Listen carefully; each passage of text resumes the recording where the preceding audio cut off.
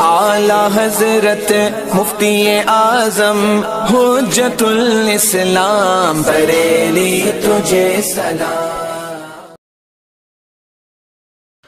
السلام علیکم ورحمۃ اللہ تعالی وبرکاتہ۔ مرکز اہل سنت جامعہ رضویہ منظر اسلام کے یوٹیوب چینل ہم سبق درس نظامی میں آپ کا خیر مقدم ہے۔ پیارے بچوں، جنہوں نے اب تک ہمارے چینل کو سبسکرائب نہیں کیا ہے وہ ضرور سبسکرائب کر لیں اور بیل آئیکن یعنی گھنٹی بھی بجا دیں تاکہ ہر ویڈیو کی نوٹیفیکیشن اطلاع اپلوڈ کرتے ہی آپ تک پہنچ جائے، اور اپنے ساتھیوں سے بھی شیئر کریں، شیئر کرنا نہ بھولیں تاکہ ان کو بھی فائدہ حاصل کرنے کا موقع ملے، اور بات پسند آئے تو لائک بھی کیا کریں اور اپنے قلبی تأثر کو ضرور کمنٹ کر کے بتائیں۔ بسم اللہ الرحمن الرحیم۔ وفی الحاشیہ وقیل الفرق ان منع المقدمۃ عبارۃ عن طلب الدلیل فلا يحتاج الى شاہد حاصلہ ان هذه المقدمۃ نظریۃ عندی واطلب بیانها وهذا مما لا يحتاج الى شاہد الى آخر العبارہ۔ آج کے سبق میں صاحب شرح صاحب متن کے ایک حاشیے کو نقل کرتے ہیں، جس حاشیے میں مصنف نے ایک وہ قول پیش کیا ہے جس قول کے ذریعے سے من اور نقص کے درمیان فرق بیان کیا گیا ہے، اور کہنے والے نے یہ کہا ہے من کے اندر کسی سند یا شاہد کی ضرورت نہیں ہوتی ہے، اس کی وجہ یہ ہے، اور نقص کے اندر شاہد کی ضرورت ہوتی ہے، اس کی وجہ یہ ہے۔ تو وہاں پر فرق بیان کیا گیا ہے، مصنف نے اس فرق کو حاشیے میں لکھا ہے، صاحب شرح اسی حاشیے کو یہاں پر نقل کر دیتے ہیں، اس فرق کو بیان کر دیتے ہیں، پھر اس فرق کے بیان کرنے میں جو خرابی ہے اس کو بھی صاحب کتاب بیان کرتے ہیں۔ فرماتے ہیں وفی الحاشیہ، اس سے پہلے سبق میں بھی فرق بیان کر دیا گیا تھا، صاحب شرح نے فرق بیان کیا تھا کہ من کے اندر شاہد کی کیوں ضرورت نہیں ہوتی ہے جبکہ نقص کے اندر شاہد کی ضرورت ہوتی ہے، دونوں کے درمیان مصنف نے کہا تھا والفرق ثابت، فرق ثابت ہے۔ یہاں پر ایک دوسرا فرق کچھ لوگوں نے بتایا ہے جس کو مصنف نے حاشیے میں اپنے نقل کیا ہے، صاحب شرح اسی حاشیے کو نقل کر دیتے ہیں، اور جو فرق بتایا ہے اس فرق میں کیا خرابی ہے صاحب شرح اس خرابی کو بھی بیان کرتے ہیں۔ گویا کہ صاحب شرح کا اپنا رجحان یہ ہے کہ ہم نے اوپر جو فرق بتا دیا ہے وہی فرق بہتر ہے۔ بات سمجھ آئی؟ فرماتے ہیں وفی الحاشیہ، حاشیہ کے اندر مصنف نے کہا ہے، کیا حاشیہ میں ہے، کیا ہے حاشیہ میں؟ وقیل الفرق، یہ پوری عبارت ہے حاشیہ کی۔ وقیل الفرق ان منع المقدمۃ عبارۃ عن طلب الدلیل، کہا گیا ہے کہ فرق من اور نقص کے درمیان یہ ہے کہ مقدمہ کو منع کرنا اس کا مطلب ہوتا ہے دلیل طلب کرنا۔ بھئی منع مقدمہ کا کیا مطلب ہوتا ہے؟ ارے منع کی تعریف ہی آپ نے کیا پڑھی ہے؟ طلب الدلیل علی مقدمہ، مقدمے پر دلیل کو طلب کرنا، یہ ہے منع۔ تو کسی بھی مقدمے کو آپ منع کریں گے تو منع کرنے کا مطلب سیدھا سیدھا کیا ہوگا کہ آپ اس مقدمے پر دلیل طلب کر رہے ہیں۔ تو طلب ہے نا، یہ کیا ہے؟ طلب ہے، اور طلب کرنے میں دلیل دینے کی ضرورت نہیں ہوتی ہے۔ دلیل کی ضرورت کہاں ہوتی ہے؟ جہاں پر دعویٰ ہو، تاکہ اس کا اثبات کیا جائے۔ طلب میں دلیل اور شاہد کی ضرورت نہیں ہوتی ہے، تو من کے اندر شاہد کی اس لیے ضرورت نہیں ہے کیونکہ وہاں پر طلب دلیل ہوتی ہے۔ اور رہا نقص کے اندر کیا ہوتا ہے؟ سیدھے سیدھے کہا جاتا ہے کہ تمہاری دلیل فاسد ہے، تمہاری دلیل کی نفی کی جا رہی ہے وہاں پر، ہے نا؟ تو فساد کا دعویٰ کر رہا ہے، گویا کہ وہ ناقص کیا کر رہا ہے؟ فساد کا دعویٰ کر رہا ہے۔ جب دعویٰ کر رہا ہے تو اس بات ضروری ہے دعوے کا، لہذا فساد کو ثابت کرنا دلیل سے یہ ضروری ہے، اس لیے نقص کے اندر شاہد کا ہونا ضروری ہے۔ وجہ سمجھ میں آ گئی؟ یہ فرق بعض لوگوں نے بیان کیا ہے جس کو مصنف نے حاشیہ میں نقل کیا، صاحب کتاب نے اسی حاشیے کو یہاں پر پیش کر دیا۔ فرماتے وقیلہ کہا گیا ہے الفرق، فرق یہ ہے کہ ان منع المقدمہ، مقدمے کو منع کرنے، عبارۃ عن طلب الدلیل، عبارت ہوتا ہے طلب دلیل سے، دلیل طلب کرنا ہوتی ہے، منع کا مطلب ہوتا ہے دلیل طلب کرنا. فلا یحتاج الی شاہد، وہاں تو طلب ہوتی ہے صرف، تو وہ شاہد کی محتاج، لہذا منع جو ہے، منع مقدمہ وہ شاہد کی محتاج نہیں ہوگی. حاصلہ، اس کا خلاصہ یہ ہے کہ ان ھذہ المقدمۃ نظریۃ عندی، کہ کوئی آدمی کسی معلل کی دلیل پر یہ کہے گا، معنی معلل کی دلیل پر کہے گا کہ تمہاری دلیل کا یہ والا مقدمہ میرے نزدیک نظری ہے، میرے نزدیک یہ مقدمہ کیا ہے؟ نظری ہے. وَأَطْلُبُ بَيَانَهَا، میں اس مقدمے کا بیان اور اس کی وضاحت چاہتا ہوں. یہی تو ہے منع کا مطلب. تو طلب پائی گئی، اور طلب میں دلیل دینے کی ضرورت نہیں ہوتی ہے. وَهَذَا مِمَّا لَا يَحْتَاجُ إِلَى شَاهِدٍ، یہ اس میں سے ہے جس کو شاہد کی ضرورت یا دلیل کی ضرورت نہیں ہے. وَأَمَّا مَنْعُ الدَّلِيلِ، رہا پوری دلیل کو منع کر دینا، پوری دلیل کو منع کرنا یعنی نقض دلیل کرنا. تو منع دلیل سے مراد یہاں پر کیا ہے؟ نقض دلیل، یعنی پوری دلیل، مقدمے کو منع نہیں کرنا بلکہ پوری دلیل کو، تمہاری دلیل میرے نزدیک فاسد ہے، پوری دلیل ہی کو منع کر دیا کہ تمہاری پوری دلیل مجھے تسلیم نہیں ہے. سمجھے نہیں؟ تو منع دلیل یا نقض دلیل عبارت ہوتا ہے نفی دلیل سے، کہ پوری دلیل کی نفی کر رہا ہے. اور پوری دلیل کی نفی کر دینا یہ ایک دعویٰ ہے. یہ کیا ہے؟ ایک، یہاں پر طلب نہیں ہے، یہ ایک دعویٰ ہے. جب دعویٰ ہے تو ایسی صورت میں یہاں پر دعویٰ کے اس بات کے لیے شاہد اور دلیل کا ہونا ضروری ہے. تو دونوں میں فرق سمجھ میں آ گیا. فرماتے ہیں وَأَمَّا مَنْعُ الدَّلِيلِ، رہا دلیل کو منع کر دینا، فَعِبَارَةٌ عَنْ نَفِيِّهِ، تو وہ عبارت ہے، نام ہے دلیل کی نفی سے، دلیل کی نفی کا نام ہے. وَهُوَ دعویٰ، اور دلیل کی نفی کر دینا یہ دعویٰ ہے. فَلَا بُدَّ لَهُ مِن دلیل، تو اس کے لیے دلیل کا ہونا ضروری ہے. وَفِيهِ، اب یہ فرق تو بیان کیا کچھ لوگوں نے، اور عقل کو لگ بھی رہا ہے کہ فرق صحیح لگ رہا ہے نا. عقل میں یہی بات آ رہی ہے کہ ہاں فرق صحیح ہے، کہ وہاں طلب ہے اور نقض میں طلب ہے نہیں. تو جہاں پر طلب ہے وہاں پر دلیل کی اور شاہد کی ضرورت نہیں ہے، جہاں پر طلب نہیں ہے بلکہ دعویٰ ہے وہاں پر شاہد کی ضرورت ہے. عقل میں بات آ رہی ہے کہ ہاں ٹھیک ہے، لیکن اس میں خرابی ہے. کیا ہے خرابی؟ فرماتے وفی ہے، اس کے اندر ایک بات یہ ہے کہ انہو لما لا یجوز ان یکون طلب صحت الدلیل و بیانہ کالمنع. ارے بھائی، جب نقض کر رہا ہے تو نقض میں پوری دلیل کو کہہ رہا ہے نا کہ مجھے یہ پوری دلیل تمہاری تسلیم نہیں ہے، یہی تو کہہ رہا ہے نا. تو جیسے تم نے یہ کہا کہ پوری دلیل تسلیم نہیں ہے، تو آپ نے فرق بیان کرتے ہوئے کہہ دیا کہ یہ دلیل کی نفی کرنا ہے. ارے ایسا بھی تو ہو سکتا ہے کہ یہ دلیل کی نفی کرنا نہ ہو بلکہ یہ ہو کہ مجھے پوری دلیل میرے نزدیک نظری ہے اور اس دلیل کی وضاحت میں طلب کر رہا ہوں. یہ بھی تو معنی ہو سکتا ہے. جب وضاحت طلب کرے گا تو یہاں پر بھی طلب ہو جائے گی. کیا ہو جائے گی؟ یہاں پر بھی طلب ہو جائے گی. لہذا جس طریقے سے منع کے اندر طلب تھی ویسے یہاں پر بھی طلب دلیل ہے. جیسے منع کے اندر اب دلیل کی ضرورت نہیں تھی ویسے ہی اب یہاں پر بھی شاہد کی ضرورت نہیں رہے گی. یہ بھی تو ہو سکتا ہے اس کا مطلب. اس لیے یہ فرق کرنا صحیح نہیں ہے. بھائی وہ یہی تو کہہ رہا ہے کہ مجھے یہ دلیل تمہاری تسلیم نہیں ہے، اس کا مطلب یہ بھی تو ہو سکتا ہے کہ اس دلیل کی وضاحت طلب کر رہا ہو. تو طلب یہاں پر بھی پالے گئی، یہاں پر بھی شاہد کی ضرورت نہیں ہے پھر. اور تم نے یہی کہا کہ وہاں پر طلب ہے اس لیے شاہد کی ضرورت نہیں ہے، تو طلب تو یہاں پر بھی ہو سکتی ہے، ہوتی ہے نہیں ہوتی ہے. لہذا یہاں پر بھی شاہد کی ضرورت نہیں رہے گی. اس لیے یہ فرق بیان کرنا صحیح نہیں ہے. فرماتے ہیں وفی ہے، اس کے اندر خرابی یہ ہے کہ انہو لما لا یجوز، کیوں جائز نہیں ہے ان یکون طلب و صحت الدلیل و بیانہ کالمنع، کہ یہ بھی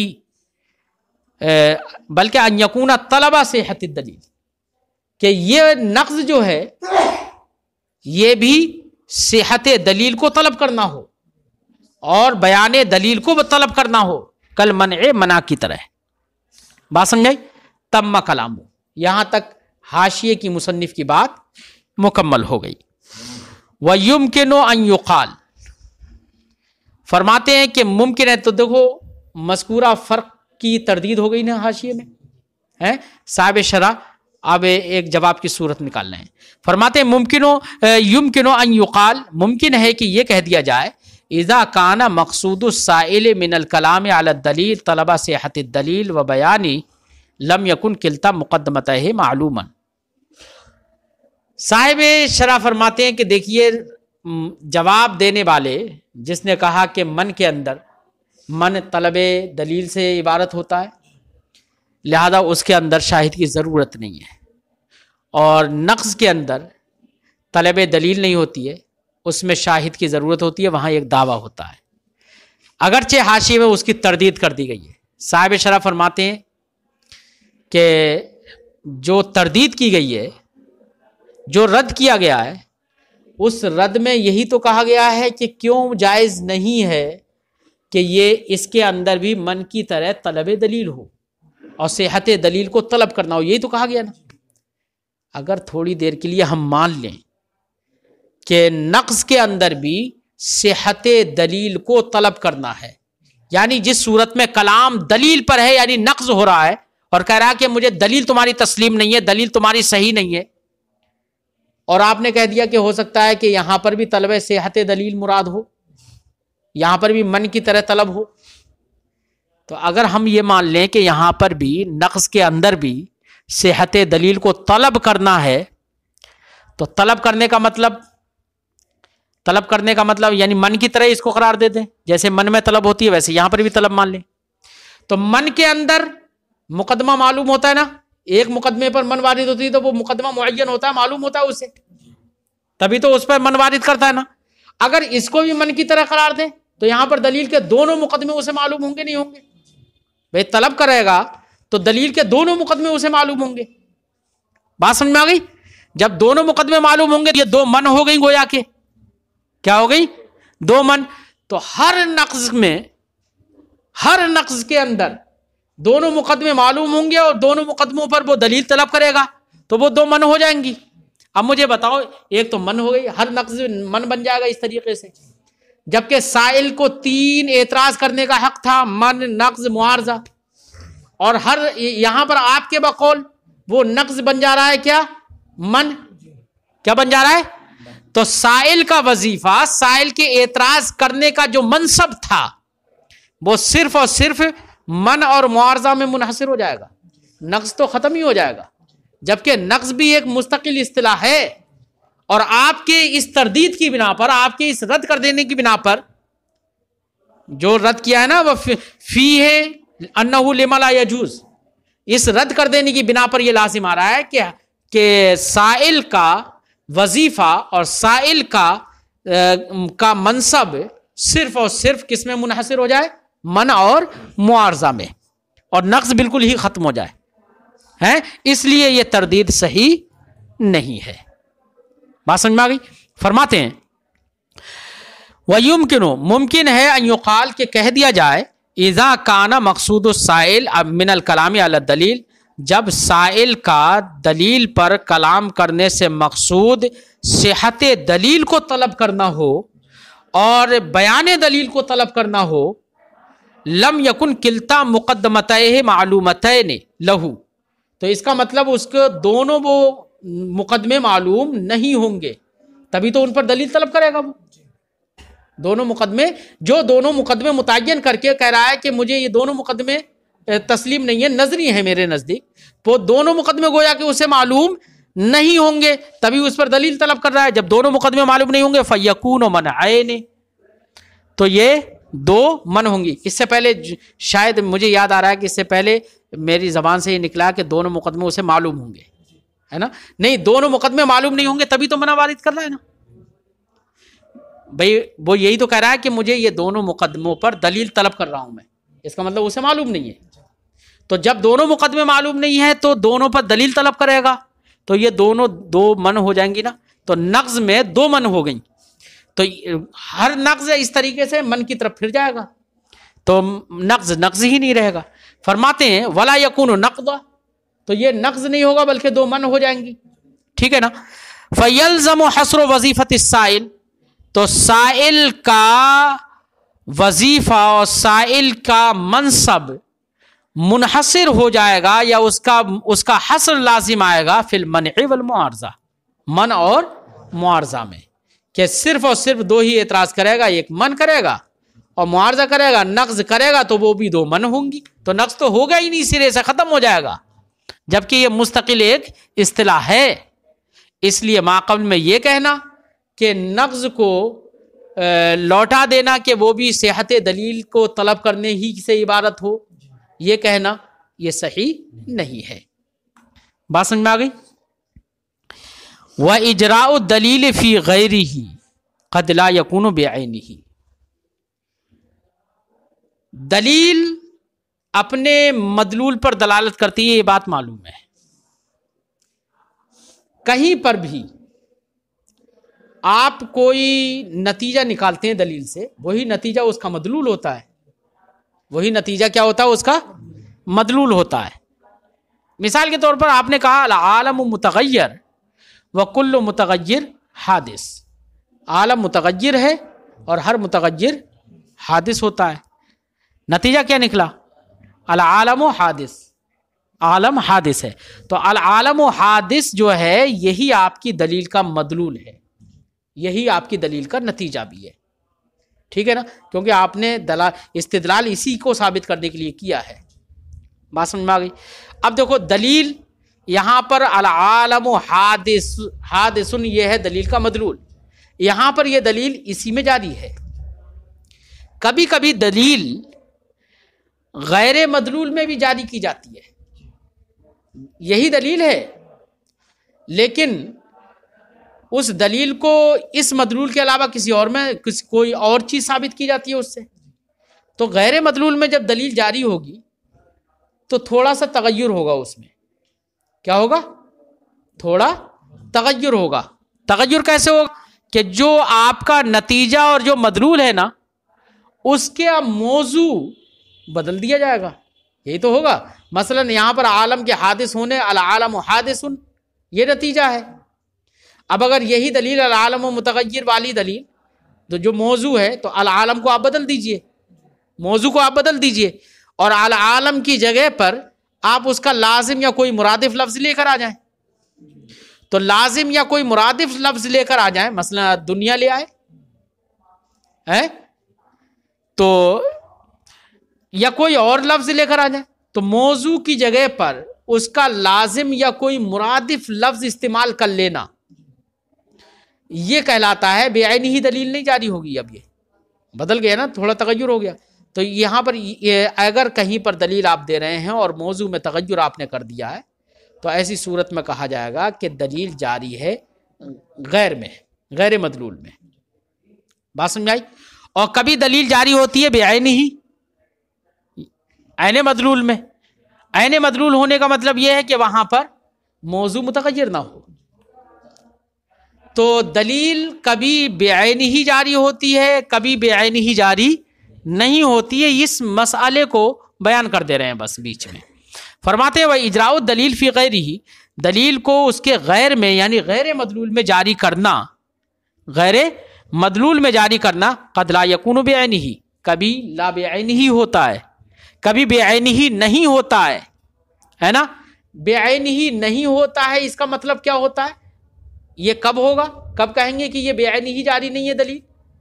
تو اس کی وجہ اس کو بتا رہے ہیں، فرماتے ہیں والمراد بکونہ بے عینی ہی، دلیل کے بے عینی ہی جاری ہونے سے مراد یہ ہے ان یوجد الدلیل فی صورت اخری، کہ دلیل کسی صورت میں کسی دوسری صورت میں پائی جائے، مع انہ لا یختلف الا باعتبار موضوع المطلوب، مگر دلیل تو دوسری صورت میں پائی جا رہی ہے، ساتھ ہی ساتھ وہ دلیل مختلف نہیں ہو رہی ہے، مگر مطلوب اور جو بھی مقصود ہے آپ کا، جو نتیجہ آپ نکال رہے ہیں، جو اسی مطلوب اور نتیجہ کے موضوع کے اعتبار سے صرف مختلف ہوتی ہو۔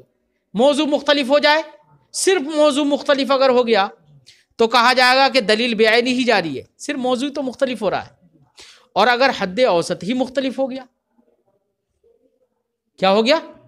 حد اوسط ہی مختلف ہو گیا تو کہا جائے گا کہ دلیل بے عینی ہی جاری نہیں ہے۔ تو بے عینی ہی سے مراد یہ ہے کہ دلیل کسی دوسری صورت میں پائی جائے، ساتھ ہی ساتھ وہ مختلف نہ ہو الا باعتبار موضوع مطلوب، مگر مطلوب کے موضوع کے اعتبار سے، صرف موضوع بدل جائے تو کہا جائے گا بعینہ۔ فاذا اختلفت دلیل بحسب الحد الاوسط، لیکن جب دلیل مختلف ہو جائے حد اوسط کے اعتبار سے کہ جو مقرر ہوتا ہے وہ حد اوسط ہی بدل جائے، بأن یجعل السائل مرادفہ او ملازمہ مقامہ، بھئی طور کہ حد اوسط کی جگہ پر حد اوسط کا کوئی لازم، ملازم یا اس کا کوئی مرادف سائل رکھ دے، ہے نا۔ تو فرماتے ہیں لم یکن اجراؤہ بعینہ، تو ایسی صورت میں دلیل کو کہا تو جائے گا کہ دلیل جاری ہے، لیکن اجرا بعینہ ہی نہیں کہا جائے گا، اسے اجرا بغیر ہی کہا جائے گا۔ تو خلاصہ گفتگو یہ ہے کہ آپ مولل نے دلیل دی اور اسی دلیل کو سائل نے پیش کر دیا، یا کسی دوسری صورت میں سائل نے اس دلیل کو پیش کر دیا، تو اگر وہی دلیل اس طور سے اس نے پیش کی ہے کہ مطلوب کا موضوع صرف بدلا ہے، مطلوب کا موضوع صرف بدلا ہے، بات سمجھ آئی، تو اس کو کہا جائے گا کہ یہ دلیل بعینہ ہی جاری ہے۔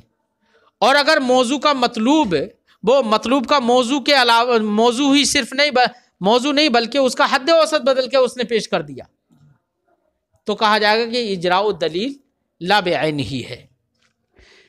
صورت کیا ہوگی؟ مثال کے طور پر ہم نے کہا العالم متغیر وکل متغیر حادث، شکل اول سے ہے نا، حد اوسط تغیر ہے یہاں پر۔ اب کوئی آدمی کسی بات پر یہی دلیل پیش کر دے اور یہاں پر مطلوب کا موضوع کیا ہے؟ بھائی العالم حادث، یہی تو نکلے گا نا، موضوع ہے عالم۔ تو اگر کوئی شخص یہاں پر العالم جو موضوع مطلوب کا جو موضوع ہے اس موضوع کو بدل دے اور اس کا لازم یا مرادف ذکر کر دے، الدنیا کر دے یہاں پر، تو یار بات تو وہی رہی نا جو اس دلیل سے ثابت ہو رہا ہے۔ وہ مثلا ہم نے کہا الدنیا متغیرہ وکل متغیر حادث فالدنیا حادث، یہی تو نتیجہ نکلے گا نا۔ تو دیکھو دلیل بھی وہی رہی، حاصل بھی وہی رہا، کوئی تغیر ہوا نا؟ کوئی تغیر نہیں ہوا اس میں، بس موضوع مطلوب کا موضوع بدل گیا بس، تو کہا جائے گا کہ یہ دلیل جیسے پہلے تھی بعینہ ہی ویسے ہی رہی، تو یہاں پر اجراء الدلیل بعینہ ہی کہا جائے گا۔ اور اگر کسی نے حد اوسط بدل دیا، حد اوسط یہاں پر کیا ہے جو مقرر ہو رہا ہے؟ متغیر، العالم متغیر وکل متغیر حادث، تو تغیر کے جگہ ہی کسی نے بدل دیا، کوئی دوسرا اس کا ملازم و مرادف لے کر آ گیا ہے، مثلا متغیر کے جگہ متبدل لے کر آ گیا ہے، تو اب اس نے کہا العالم متبدل وکل متبدل حادث فالعالم حادث، نتیجہ نکال لیا اس نے۔ تو مطلوب کا جو موضوع ہے وہ موضوع نہیں بلکہ اس نے کیا بدلا؟ حد اوسط بدل دیا، تو حد اوسط کا مرادف و ملازم اس کی جگہ میں رکھ دیا، تو اس کو کیا کہا جائے گا؟ دلیل تو دیکھو وہی ہے لیکن کہا جائے گا اجراء الدلیل لا بعینہ۔ تو بعینہ اور لا بعینہ کا فرق صرف موضوع مطلوب اور حد اوسط سے ہے کہ اگر حد اوسط بدل کر اس کا ملازم و مرادف رکھ دے رہا ہے تو لا بعینہ ہی ہو گیا، اور اگر مطلوب کا موضوع صرف بدل رہا ہے اور اس کا ملازم و مرادف رکھ دے رہا ہے تو اس کو اجراء الدلیل بعینہ ہی کہا جائے گا۔ بس اتنا فرق ہے، اصطلاحات ہیں یہ، ٹھیک ہے۔